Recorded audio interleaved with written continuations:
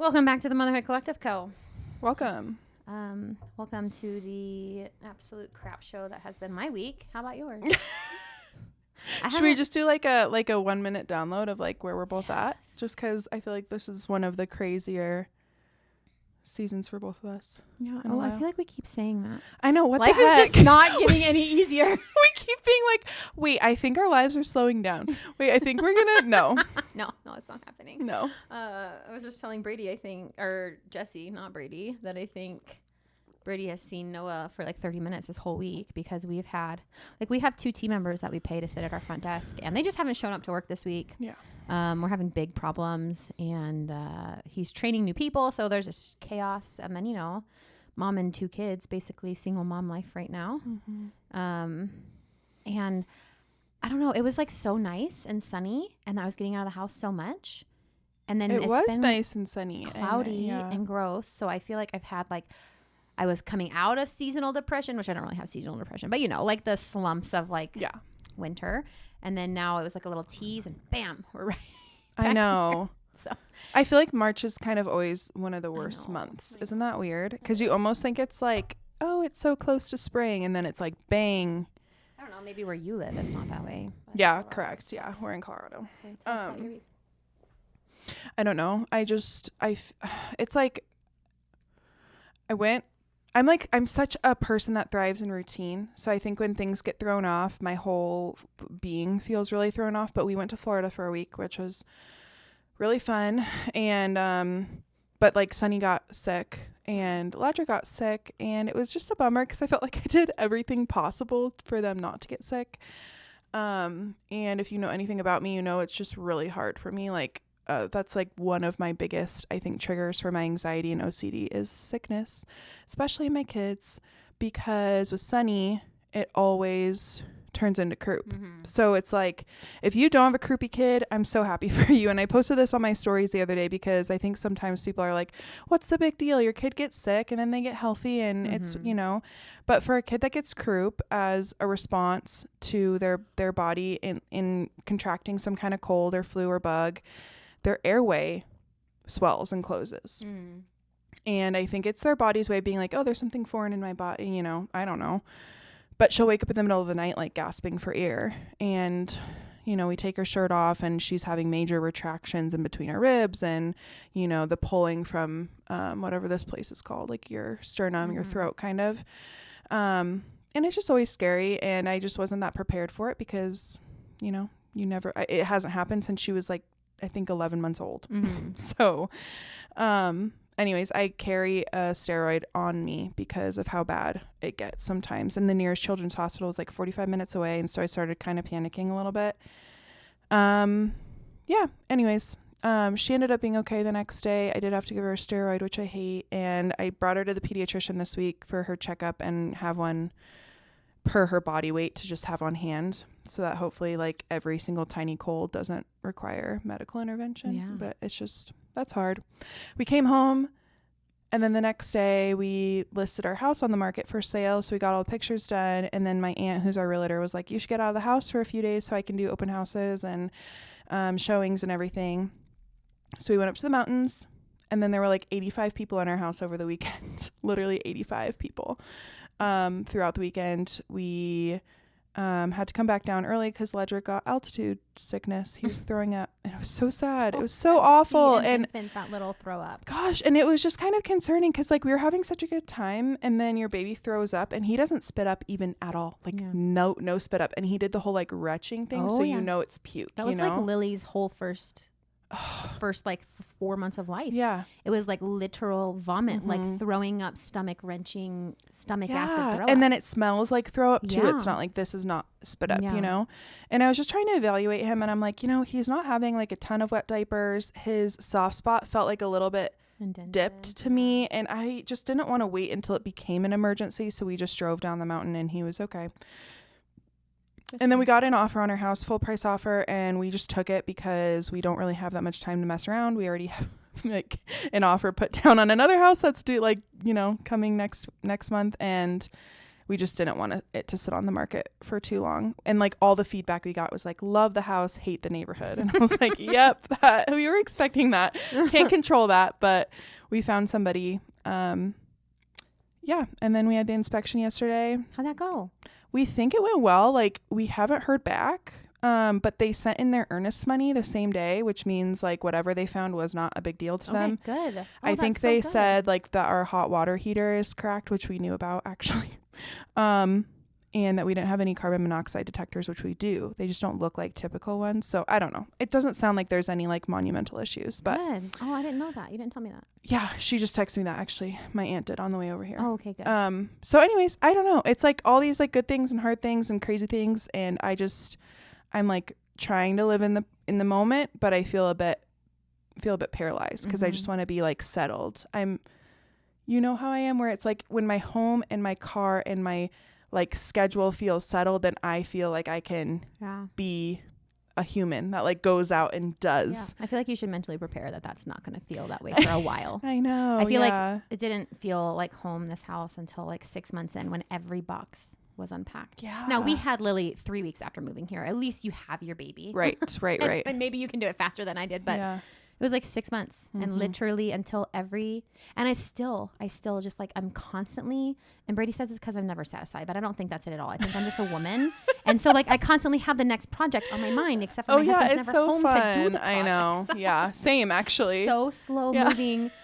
So I don't know. It's usually me, or I have to like hire someone off of TaskRabbit. I'll show you how to use TaskRabbit. Yes. What is that? Because like when your husband's an entrepreneur, if he's home, it's not like he just gets to hang up his job and then like come home and just like work on projects. It's like he's working late, or he's working on the weekends, or he has to, train other people, or he has to go to this conference, or, both of our husbands are going to conferences this weekend, right? Yeah. Is that what Chase No, is doing? he's not going to conference actually. He's going to, well, I'll tell you when we're not on. Okay.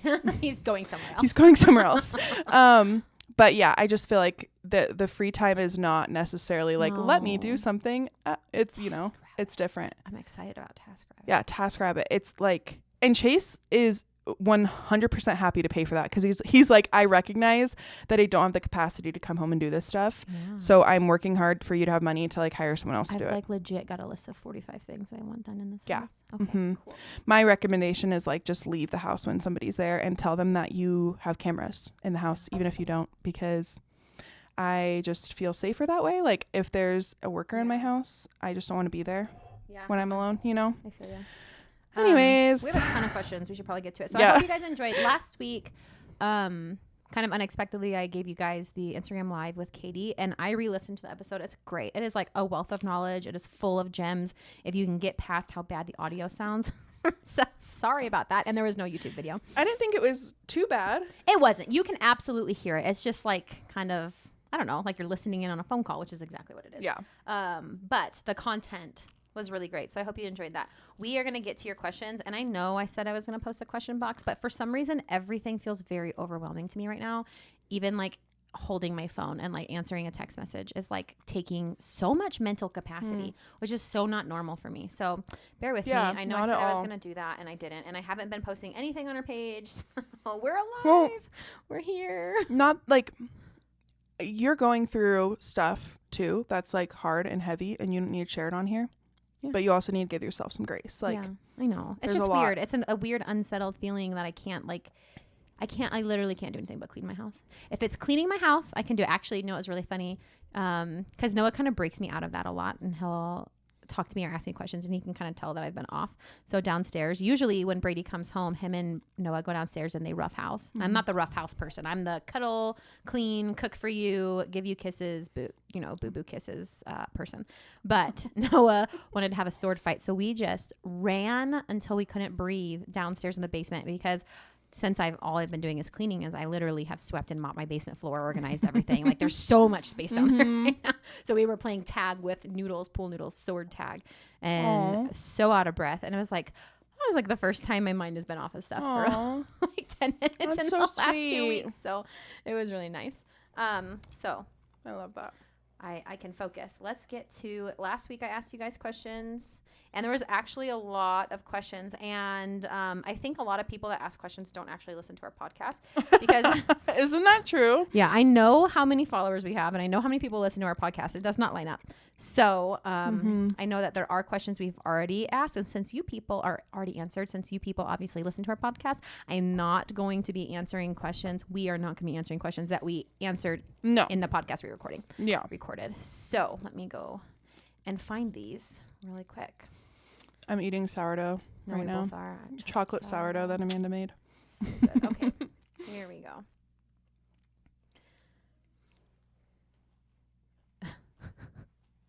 Like this one, when and how to transition. Okay, the whole episode was about how to transition.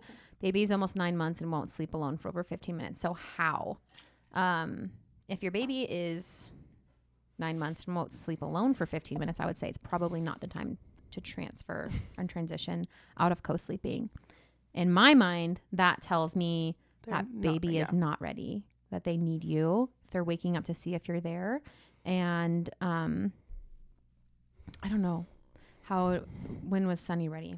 Or how did you know Sunny was ready? How did you say? I don't think that she was because because of Ledger coming. It was just because of like at the time I went through miscarriages. I thought that it had something to do with my milk supply or nursing, which I knew now it didn't. But at the time I was nervous. And so I wanted to night wean her. And therefore she couldn't sleep next to me all night because that felt like torturous. So it was just like with the notion that we needed to night wean her for the purpose of getting pregnant. But I don't know. I wish I didn't do that. Yeah. And frankly now, like I think I said this in our last episode, I just like let her, like some nights she sleeps in her bed all night and some nights she's like, can I just snuggle you? And I'm like, yeah. And from start to finish, she just snuggles me all night.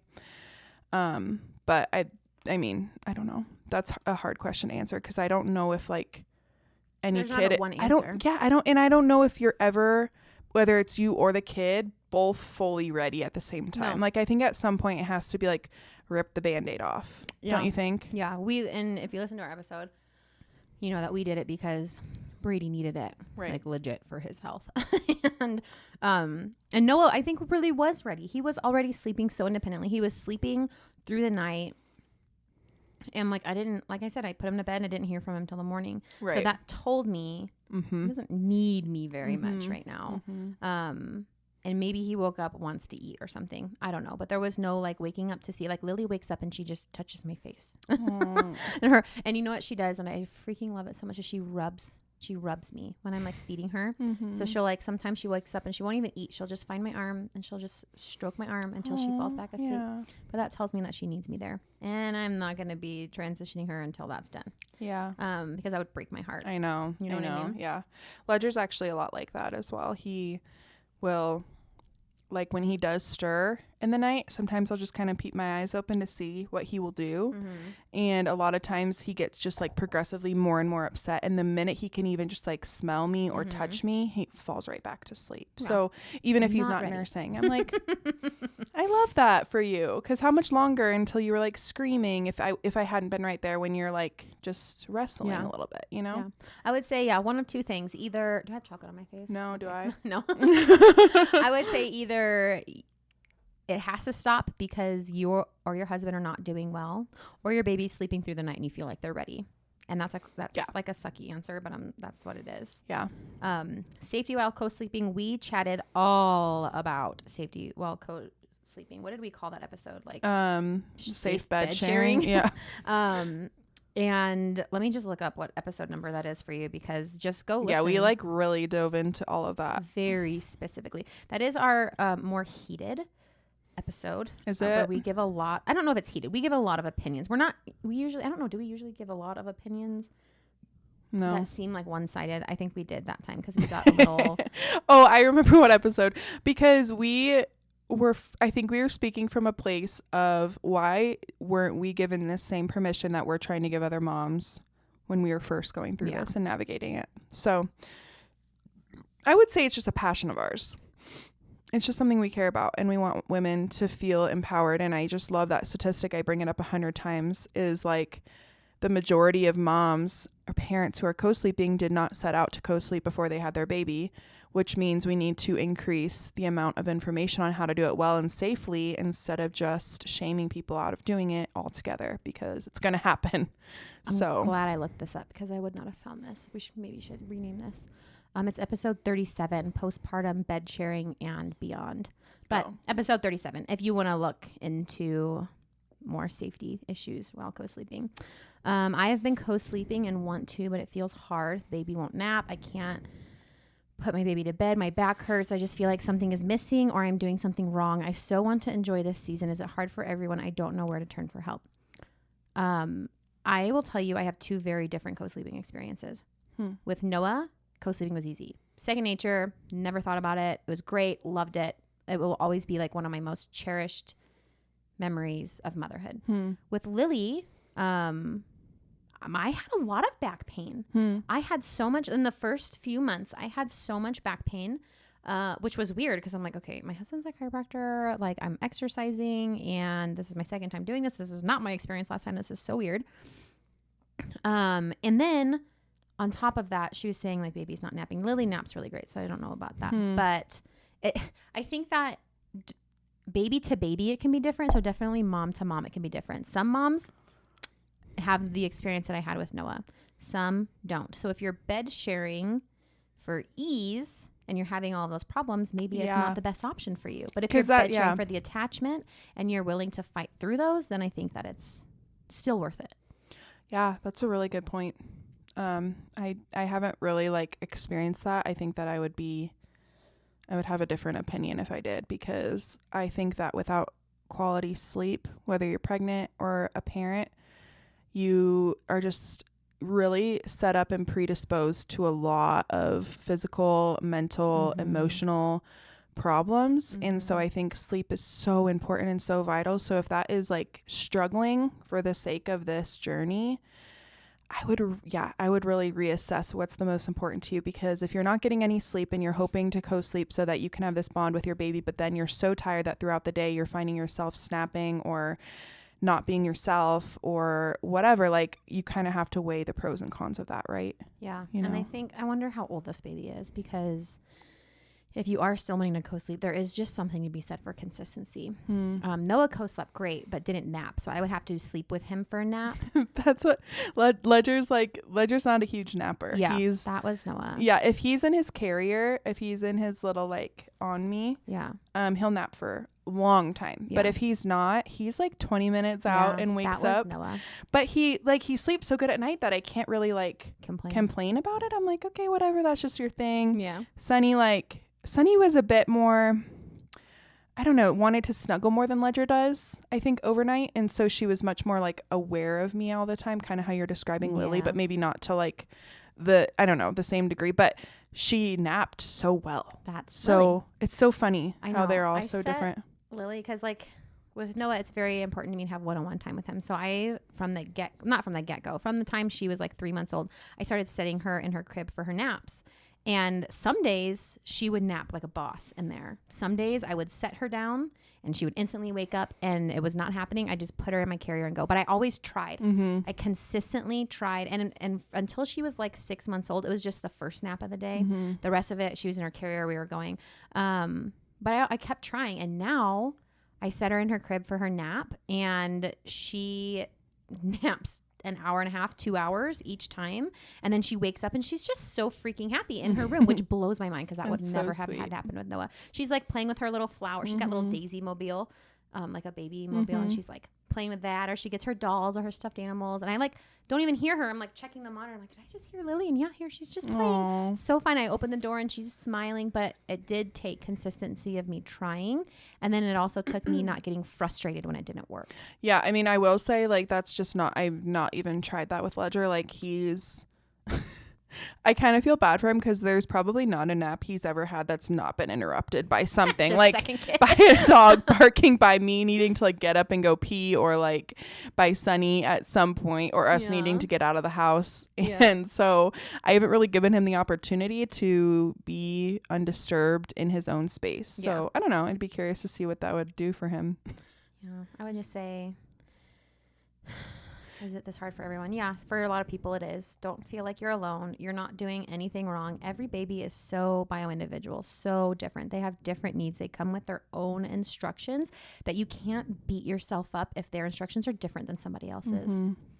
Yeah, I remember one of my friends telling me this, and it really meant a lot to me, but also put things in perspective. I told her one time, I'm like, I just feel like things have been, and I think I was pregnant with Ledger. I'm like, I just feel like things with Sunny have been so easy and fun, and motherhood just feels so natural to me. And I haven't really experienced these issues so many people talk about having. And I'm just worried that like, there's no way that I could have another kid like that, you know? And she was like, Jess, what you go through with Sunny, some people would never consider easy. You know, the sleep support that you give her, and like the co-sleeping journey and the prolonged nursing journey and all that kind of stuff. She was like, you just need to give yourself more credit, because you have a capacity to handle those things that like sometimes for other people might be like, this is the hardest thing ever. Yeah.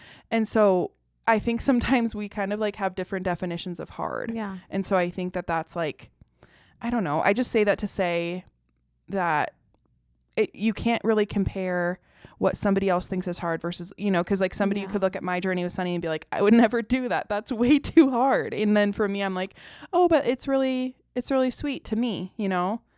I just realized you're wearing pants. Yeah. This looks really different. I don't think I've seen you in pants since like you were wait, did you wear pants when you were pregnant with These Ledger? are just leggings, so let's not get too excited. But also, I usually only wear dresses. I was like looking at your legs across. I was like, wait. Do you want to know why? Why? Because the hair on my legs is about 1.5 inches long right now. So mine's 1.5 inches. It's not good, and my skin's ashy. Yeah, I didn't put lotion on. I didn't shave it. I put on like 3 different dresses, and I'm like, nope, this isn't happening today. And my armpit, it's just. Anyways, I just say that because I think even if someone's not saying this is hard, it comes with its own level of difficulty regardless. Hopefully this all made sense, because I feel like I'm like not making sense right now, but okay. Any advice for families that have 1 bedroom or studio setting, a family bed? Have you ever seen a family bed? Yes. One of my friends, Taylor, who actually listens to this podcast, has one, and I think we are going to do the same thing. That's beautiful. Not like officially, but we're going to get an Alaskan king bed for our new house. Mm-hmm. And because more often than not, what ends up happening is like Ledger's going to be in our bed for probably till 2, like Sunny was. Mm-hmm.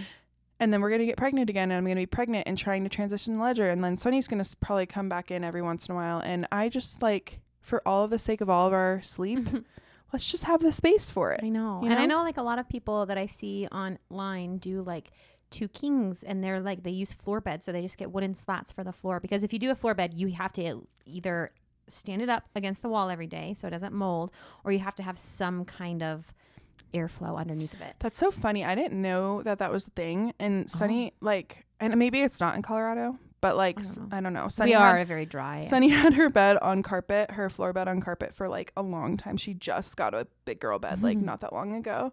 And I had somebody message me and be like, do you know that there's not mold under there? And I'm like, what are you talking? Why would there be mold under there? But yeah, I think that's valid. Yeah. So that's how you can do it. And then everybody just sleeps in the same bed, and you can figure out how that looks for you.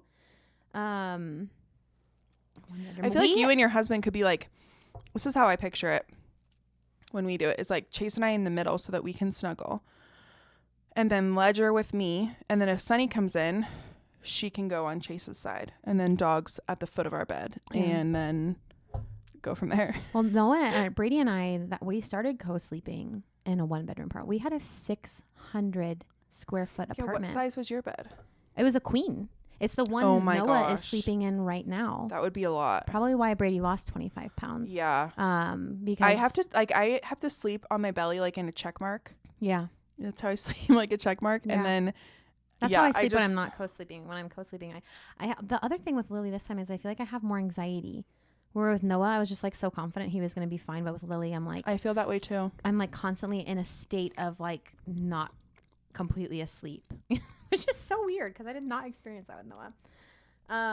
I feel that way too. And I would say that is like probably some really good advice, because even if you've done this 100 times, like really tuning into what you feel safe and comfortable with per kid, because I was the same way with Sunny. I was like, sleep like a rock. Whoever wants to sleep in there, great. Dogs can sleep in there, comforters, whatever. And with Ledger, I was like, Chase slept on the couch for like the first, I think, like month of his life, because I felt so nervous about, I locked the dogs up every night. It was just me and him. I had my own little pillow. He didn't have a blanket. I had this thin little sheet. Like, I was so worried. It was so bizarre. And someone asked, like, what feels safe for you when you co-sleep? So, like, that kind of goes right into this. Like, every kid is so different. With Noah, he just slept on his belly in between us. I still slept with a blanket. Still had my pillow. Brady was right there. We were in a queen size bed, for crying out loud, and everything was fine.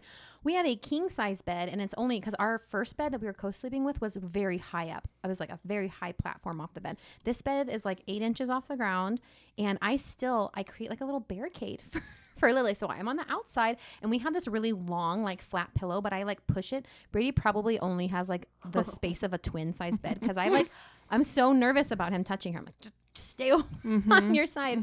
And Lily, I try to sleep with a blanket because I'm a person who likes blankets. Lily hates blankets. She will kick it off every single time. So we don't sleep with a blanket. I sleep with a sweatshirt on, actually, because I need to be warm when I sleep. And yeah, I just sleep in the cuddle curl. So you're like on your side. My arm is underneath the pillow, and my legs are kind of like tucked in, and she's kind of like, and she sleeps with her butt on my thighs, so her legs are like straight in the air, and then she's like, rubbing me and touching me, and then I have my arm on that pillow that's between Brady and I, so she's kind of just like literally in her own little pod of like safety. Noah, I don't know how he co-slept. I don't know, he's just in between us. He just did his own thing. But it's so weird how different that is. I feel the same way. And honestly, I wonder if it has something to do with like our losses maybe in between babies, because like I don't know, the like and knowledge of death is like there, and I think just like when you have your first baby and it's easy and you get pregnant on the first try and everything goes well and all this stuff, you're kind of just like, you have that survivor's bias. And I'm not saying we did anything to cause our miscarriages, but I think it just opened your eyes to like that nothing is permanent. And I don't know, just a thought, because I feel the same way with Ledger. I feel very on guard with him. And even when we've been traveling and we haven't had our specific setup, my sleep has been severely compromised because I am so worried. Like the hotel we were in this past weekend, the bed was so high up off the ground, and it was just hardwood really floor, right? Yeah, and it was just hardwood floor underneath. And I was losing sleep because we didn't even think it through. Like there was nowhere else for Sunny to sleep. So she was in bed with us all night. Well, I was worried that she was going to fall off the bed. And there were those nightstands that are kind of like, they come out from the wall and they have these sharp corners on them. And so I was like, she needs to be in the middle as well. So then I'm cuddle curled into the Ledger, and then Sunny's on the other side of Ledger, and then Chase is, and I'm like, half of the night was spent pulling the blanket back off of Ledger's face because Sunny pulled it up over his head, I felt like I stayed awake all night just staring at him to be like, are you okay? Are you okay? There wasn't even a couch we could have gone to, but I feel safest genuinely when there's nobody else in the bed and the dogs are not there, and I have one blanket and one pillow, and I have to sleep with no clothes on, and so I have to have something on me. But Chase is a really good like co-sleeping dad. I feel like he sleeps very light and he's very aware. But I still don't really like. I just don't want him touching Ledger because I don't know. He's still a man. He's still not nursing. He still isn't like as aware as I probably am. But there is like a transition at 4 months. 4 months old is when you can start co-sleeping with your baby if you formula feed.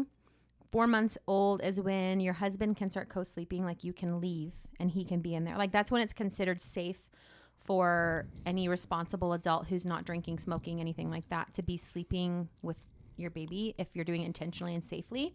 So it makes sense because they can they're a lot more mobile. They can roll. They have like a girth to them. Yeah. So like that around Ledger's age is kind of when I did start sleeping like a little bit better. I'm like, okay, breathe. Everything is fine. But yeah, like he can get himself out of compromising situations. Yes, or at least wake up and yell at me if they need if help. He can't. Yeah. Is it possible to night wean or transfer without any crying after they wake up with dad? You should just listen to our last episode because that's literally what Brady and I did. Jesse and Chase you did that a little bit when she was a lot older. Noah was 12 months. Sunny was 22. Yeah. And he slept with Sunny. But yeah, we both did that and we talked extensively about that in our episode. I'm just curious if you have any tips or tricks from transitioning from contact naps. Again, just be consistent. I always feed my babies to sleep until they literally are no longer drinking milk from my body. I fed them to sleep. And when Noah stopped drinking milk from my body, I rocked him to sleep. I never did the set down, awake, but drowsy thing. Because I don't know. That just did not fit well with my opinions about things with my own children. So honestly, just feed them to sleep, set them down if you want to set them down. I still set Lily down because she doesn't sleep in her crib. I still set her in her Snuggle Me. And I think I'm going to get the toddler sized one because it's just like a little cocoon. It feels like someone's holding her. She loves it. She loves that thing. I don't know if I would feel safe doing that if I was like leaving her, not watching her, but she has a monitor on her so I can see her. And I literally just feed her to sleep and I set her down. And again, if she woke up, she's straight into the carrier. We finish the nap there. And I just make it a no stress thing. I think that's what you have to do if you're trying to transition. Make it a no stress thing. Totally. So no stress and like low expectations. Honestly, my biggest motherhood hack with 2 kids, and I've said it on here before, put your kids in their car seats around your toddler's nap time if your toddler still naps. Drive until they both fall asleep. Go home immediately. Transfer your toddler to the couch. I guess this is all pending like different kids, but this is what I do. Drive till they fall asleep. Today I went and grabbed all of our groceries from Sprouts. They both fell asleep. I came home, transferred Sunny to the couch, brought Ledger in his car seat. He was out. And then I got to unload all the groceries, make my lunch, sit down, like caught up on all these texts and emails. And then they woke up. So that wasn't a contact nap and it took none of my effort. I fed him, put him in his car seat. We drove till he fell asleep. Now that doesn't happen all the time. Sometimes he's awake the minute I touch his car seat. But I don't know. I just feel like taking it slow and like, trying different things and trying to be really like open-handed about it. With Sunny, I remember starting to put her in her own separate room for naps in this like tiny little travel crib. And we would do the same thing. We'd nurse and rock to sleep. I'd wait till she was like out. And then I'd put her down. And some days she would sleep for 15 minutes and some days she would sleep for like 2 hours. And I just kind of like took it for whatever it was at the time. And it will be so different. And Katie talked about that in the last episode of like false starts and just like developmentally different stages in your child's sleep development. And I think it just honestly is until at least 4. Noah's 4. He doesn't nap anymore, which I thought was the greatest thing ever. Because nap times for me with him felt stressful because he didn't like naps. And I knew he needed them because if he didn't have his nap, he was not a happy camper the rest of the night. So I would have to just sit in there and then I felt like I wasn't getting anything done. Yeah.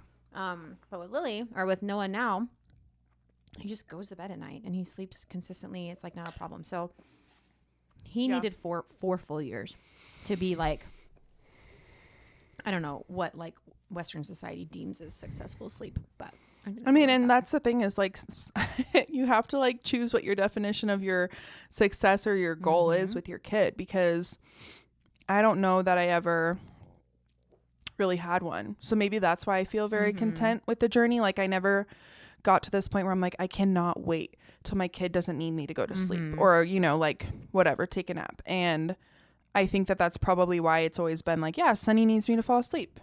Or like if we're not in the car for her to go down for her nap, then I need to read her a couple books and snuggle with her in her bed. And I'm okay with that. Yeah. But if you're not, then that's where you kind of have to like start, reevaluating how you want to do that.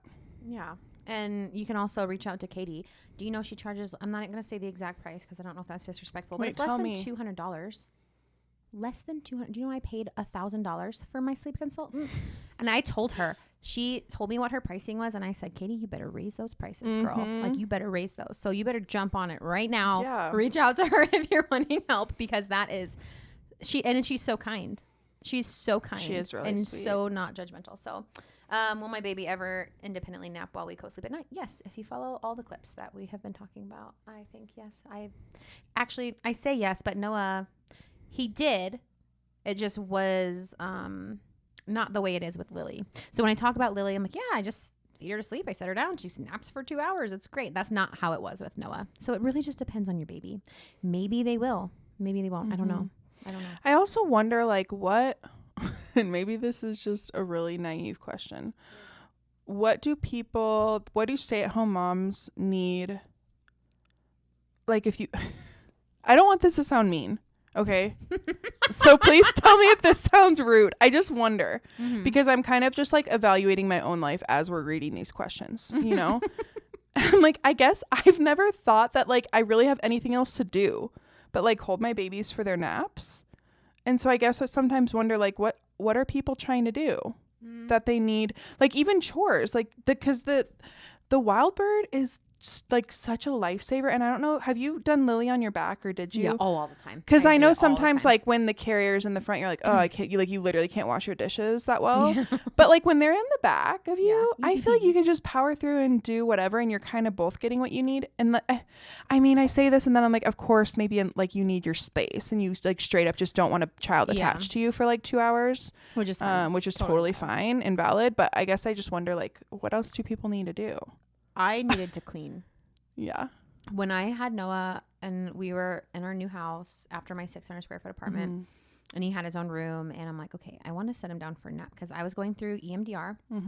And when I'm going through anything traumatic, when trauma is triggered in my brain, I go into like OCD, like to a point that's not healthy, where I'm like having to touch the light switch so many times before I leave the room type thing. So that's or like someone's gonna die.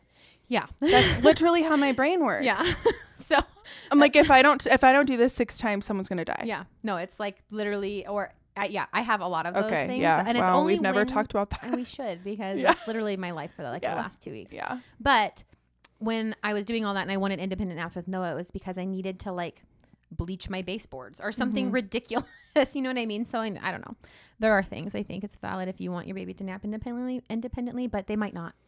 And also ask yourself, like, do I want them to nap independently because I feel like they should and there's something wrong with them? Or do I genuinely need them to do that for a specific reason? Because I don't know. This is just the way my brain works. And you guys know how I am about just like soaking it all up. But the way that I think all the time is like, someday no one's going to ever nap in my arms again. No. And so I like, and I don't want to like ever sound guilt trippy on here, but this is just how my brain works. I didn't get that till my second kid. Now that I have Lily, I have that. With Noah, I didn't have that perspective. Yeah. It kind of felt like getting through the day almost. Do you know what I mean? Yeah. But I don't know, like, I don't want to attribute everything to our losses, right? Yeah. And I don't want to attribute everything to like traumatic birth, but I do think that it gives you this kind of like perspective about how fleeting life is. And anytime you have any sort of like life or death experience or anything, I think that kind of just puts you in this place of, if Ledger falls asleep on me and I was like just about to go make breakfast, or I was just about to grab another cup of coffee or make that phone call or send this email, or I have a to-do list 10 miles long right now. Like, I'm helping 3 different people very close to me plan their weddings that I'm a bridesmaid in. I'm Sunny's, like, there's bachelorette trips. There's like, I feel like there's always something that I could be doing right now. But I just literally kick my feet up and I, turn on worship on my TV or turn on a Bible story for Sunny, or, I just pull out my phone and start writing, and I just like embrace it for what it is. And so I don't know. I'm like, I'm here. My baby's napping on me. That's what's happening right now. I feel like also the social media feed that I had when I had Noah was a bunch of moms that were taking care of babies and all of that. So like they were all on there, and it has to be part of her program that you get online and share how long your baby sleeps. I swear. Because that is why I felt bad about Noah not napping, was because every mom on my freaking feed was bragging about their kids napping. That is like a hard boundary for me. And I know I'm talking about Lily napping right now. It's because we're on our podcast and we're doing an episode about sleep. I will never share that on social media because I do not want to be the person that some mom who is so sleep deprived hops on her Instagram and I'm sitting here talking about how Lily just took an hour and a half nap. Because then what you don't know is that she woke up like 10 times last night, from me sharing that. There's no point in me sharing that. So I think it's very unhealthy for people to be sharing their children's habits online. 1, because like privacy. 2, because it's just something else for moms to get hung up on and to think they're doing a bad job on. So like, if you're feeling like your baby should be napping because, you know, Joe Schmo on Instagram's baby is napping, please just stop following that person. I just feel like America has such a weird obsession with baby sleep. They do. Like, what is it about like how long your baby sleeps that makes you like a queen bee? It's the first thing. It is the first time in our child's life that we take credit for things that aren't ours. Yeah, I'm like, That okay, is, like, the great, weirdest your thing. baby's sleeping, or like, I'm sorry, your baby's not. Like, they're their own human. I have nothing to do with Lily's great naps. Yeah. I had nothing to do with Noah's poor naps. Yeah. I had nothing to do with him sleeping through the night. I have nothing to do with Lily not sleeping through I the night. just wonder if like, and maybe somebody can chime in if they're from another country. Like, do you guys have as many like sleep programs and resumes and all these kind of things going on in other countries? Like, somebody just riddle me that, because I just feel like America maximizes on our motherhood and kind of tries to convince us in so many ways, like, and this is just corporate America in general, and we've talked about this so many times, but like tries to convince us in so many ways that we need all of this support from outside sources to be able to raise our children well. And so if you're feeling like a bad mom because your kid is not sleeping through the night or napping independently, I would just really get back to the basics and ask yourself why. Yeah. Like, why are we so worried? I don't get it. Yeah. No, I don't know. That This was is all just like flying straight over my head. That was my biggest change in my first time postpartum and my second time postpartum. I was like, I don't care what everybody else is doing. And I don't need help. Yeah. I'm struggling with my almost 10-month-old. He's co-slept since 3 months old. I used to be able to roll away now, but he notices within 3 to 5 minutes that I'm gone and I feel so stuck. That's developmental. That is developmental. And Lily's doing the same thing. I usually set her down at like 7:30 when she goes to bed, and she stays in her crib until like 11 when I go and get her. But now 45 minutes later, or sometimes it's 10 minutes later, she's awake. And that is so developmental. It will end. I don't know when it will end, because I think Katie talked about that in the last episode. That's called a false start. And she said, you know, some babies it's till they're 18 months. Some babies it's till they're a year. Some babies it's, you know, until they're 22 months. Yeah. It's just your baby's brain, and it's so developmental. Just try to keep the perspective that they need you right now, but they won't need you forever. Like, this is not your life long term. This is just your life right now, and try to find ways to make the best out of it. Like, if it's intimacy you're worried about, Brady knows when I set Lily down, he's got like 10 minutes to work with, you know what I mean? And then like sometimes like she wakes up and I get her in bed, and then we try again when I roll away. And if it doesn't work, it doesn't work. And we're both very understanding of that. Last night he got home and we had high hopes, but she woke up and I'm like, okay, I'm just going to shower and let's go to bed. And that's just the phase of life we're in right now, because we have a little baby daughter who needs our help. And that's okay. I know. And that's why I smiled when you read that question, because I just had the thought of like this little baby that's like, oh mom, where are you going? Yeah. You're back. Supposed to be right next to me. And like, that's the thing is like, and I want to reemphasize, like, we're not bringing about these perspectives to, you know, eliminate the fact that these things are hard. And I think that this is a growing and a trying season. And we've said it before, but if you choose to co-sleep, you're committing to the harder path. And for, you know, the benefit of both of you, but still it's the harder path. And so I think I don't know, it feels so sweet to me, and I think that perspective is so helpful, just to hear like this is not forever. And you know, I keep playing in my head what we talked about a few episodes back of just like, what is the final version of me? This is what you said, like, what does the final version of me say about this moment right now? And that's like much better wording for the way that I always put it, because I'm always like, what am I going to regret someday? But I like the way that you put it, because it's just, you know, really trying to embrace those moments and letting go of all the other things that might need to be. Because it just goes so fast. And I know people have always said that, and it's so annoying when you have your first kid or before you have babies, you hear people just be like, it goes so fast, but then you're in it and you're like, oh, it goes so fast. You know, I want those moments back. But if you are a first-time mom, it is hard to have that perspective. Yeah. So I hope it's nice to hear one of us say, one, that's normal.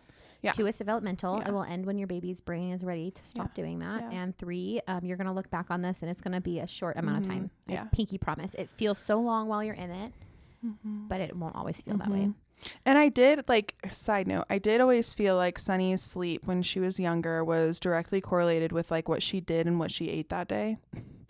And I feel like if there was an excessive amount of screen, and this is more like toddlerhood, but like excessive amounts of screen time, or if she had dyes, or if you guys have been here long enough, you know how Sunny reacts to food dyes. But like anything like that, you can kind of start to take notes and be like, oh, this kind of like transpires into bedtime. And I would notice a lot of those false starts on days where we just like went and she saw a bunch of people and we did a bunch of things, or maybe it was Christmas Eve or these big gatherings and parties, and I think their little brains get so overstimulated that, and even ours, right, like you come off of a day like that and you try to settle into bed and you might be kind of awake, kind of asleep, but you're like, I just want to fall asleep.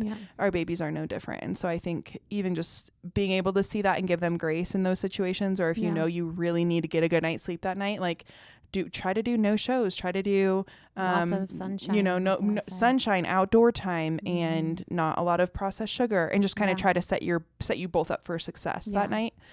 I don't know if everybody's kids are like that, but mine definitely. Take the pressure off, because there's lots of times where Lily will wake up and Brady and I are like, okay, she's joining us. So I'll feed her on the couch until she falls asleep. Actually, when Lily wakes up, she will fall asleep so much easier if Brady's just rocking her, which is so funny because that was so the opposite of Noah.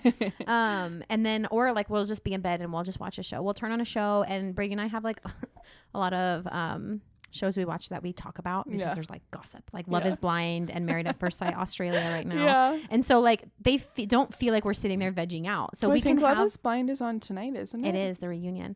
So because we're recording this on Wednesday, sorry for all of you confused. So Brady and I love to do that. We love to just bring her in bed and like have her own little date and just take the pressure off. It doesn't have to be I don't know. I think so many issues in motherhood would be solved if you just silenced all of the outside voices and all of the opinions and advice, and just tuned into yourself and your baby and asked yourself, like, what do we need right now?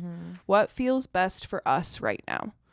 And like, do that. Just don't care about what you've been told previously. Like, don't you think that would solve like 99% of problems? I do. Yeah, I do too.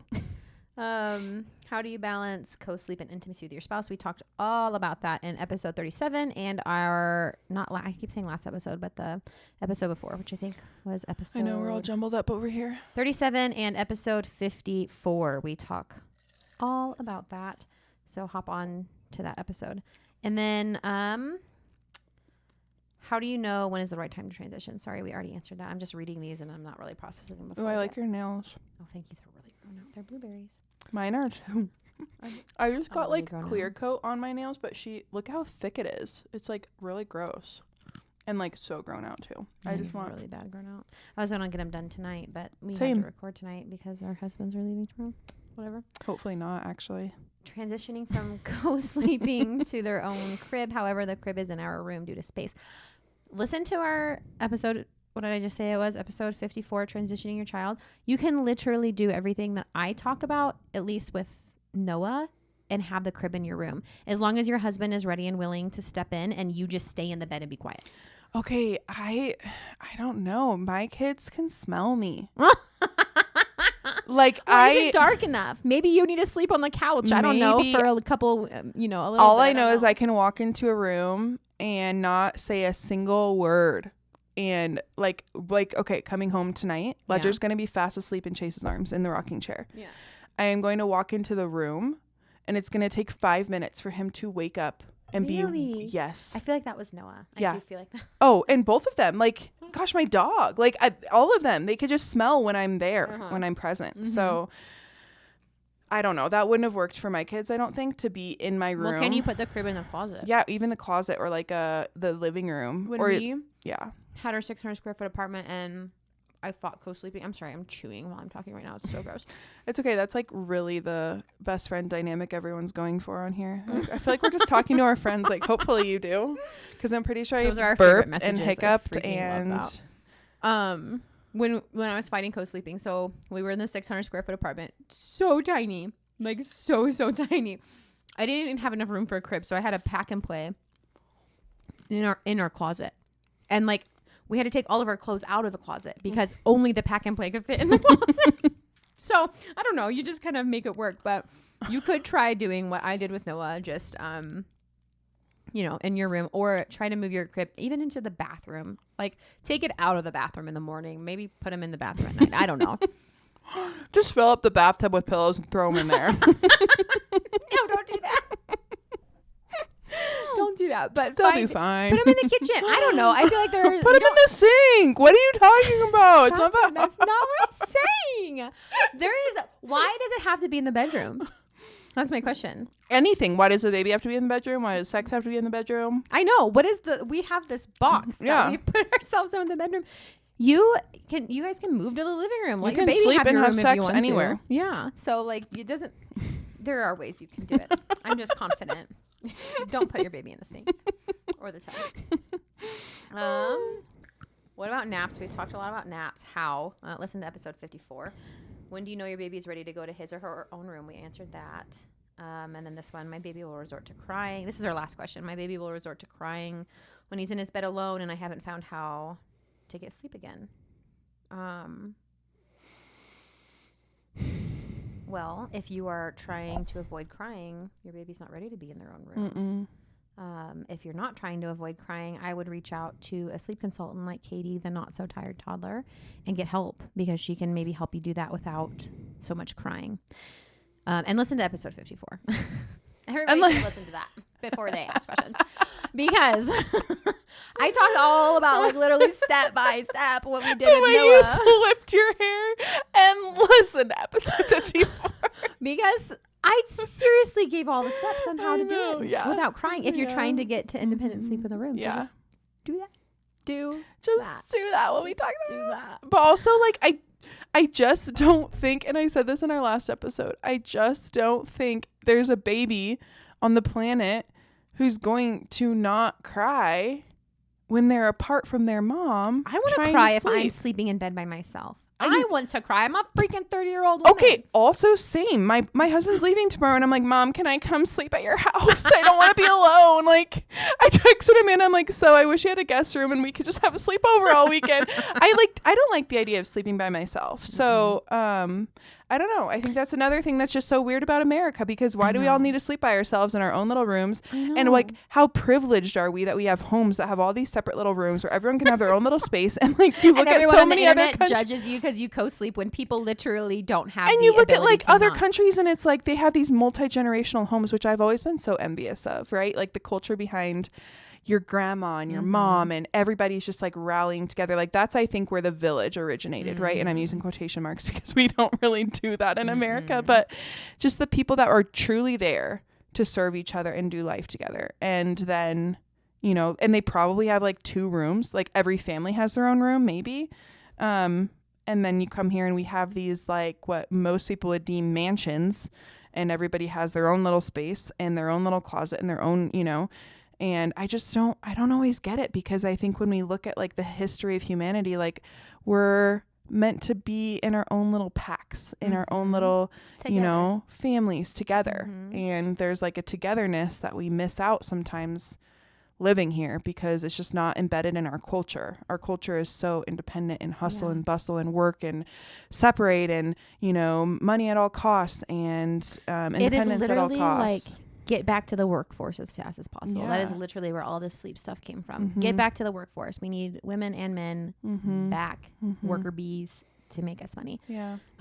That's exactly what that is. You can't tell me that. It just makes me sad, because I just like, I don't know about you, but I like feel it in my bones that I was created to live amongst people and sleep amongst my family. And I cannot even just be by myself. Like I was telling Jesse, I've been telling Jesse this, because like Brady's been working so much, and I'm Monday through Friday, I'm like so alone all the time. And I will just, and okay, so me 6 months ago would have just went to Target, Panera, Target, Home Depot, Walmart. Brady, Noah and I would just be hitting up all the stores so I could get my fill of people. But I feel like I've been on this journey of like to stop spending unnecessarily. And it honestly has made this big shift where I don't feel like I don't feel like I need to go to Target to buy something to make myself happy.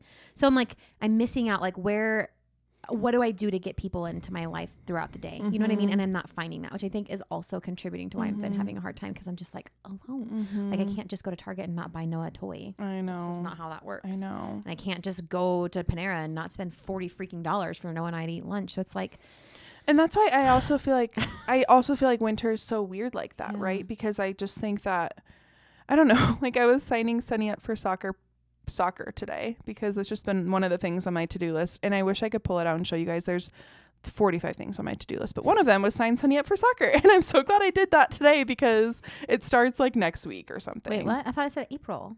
What is today? The beginning of March. It's not it's like almost the end of March, isn't it? It's like March 13th. Isn't it like spring break? It's middle March. It's middle of March. Okay.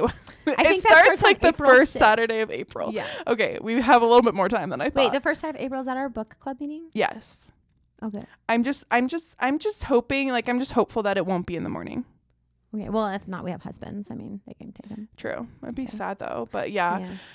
Did you buy the jersey and the shorts? Just the jersey, and I bought her own shorts, and I got shorts. like shin guards and pink socks and pink cleats, and I'm so excited about it. Did you write Sunny down on who she wants? I did. Okay, good. Did you write Noah down? Okay. I just preemptively was they're gonna be like, who's Noah? I just was gonna like talk you into it regardless.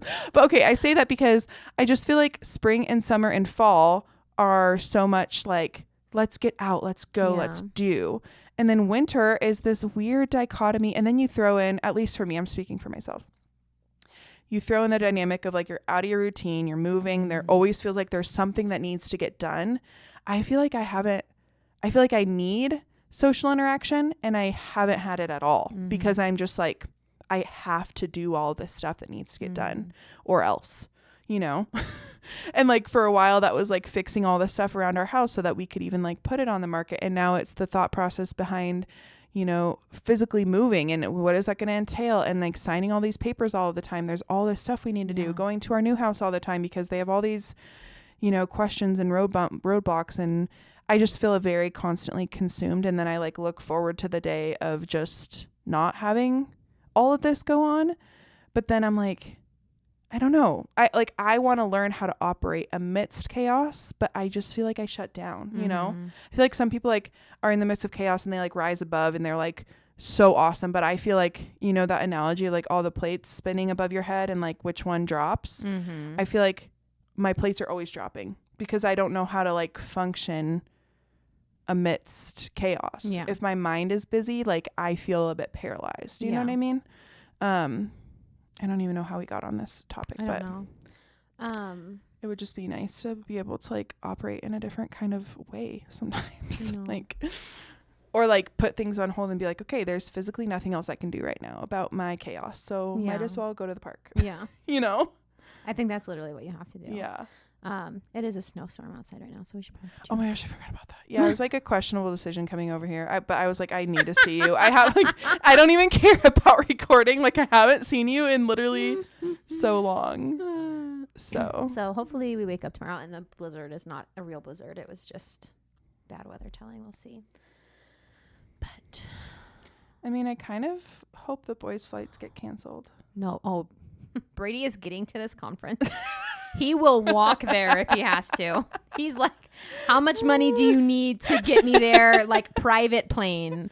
He doesn't care. He like needs it. He's feeling the burnout. Oh, there's just like something about being snowed in with your family, you know? No, I'm going to be snowed in by myself, which is just like, just put me out of my freaking misery. I did ask Noah.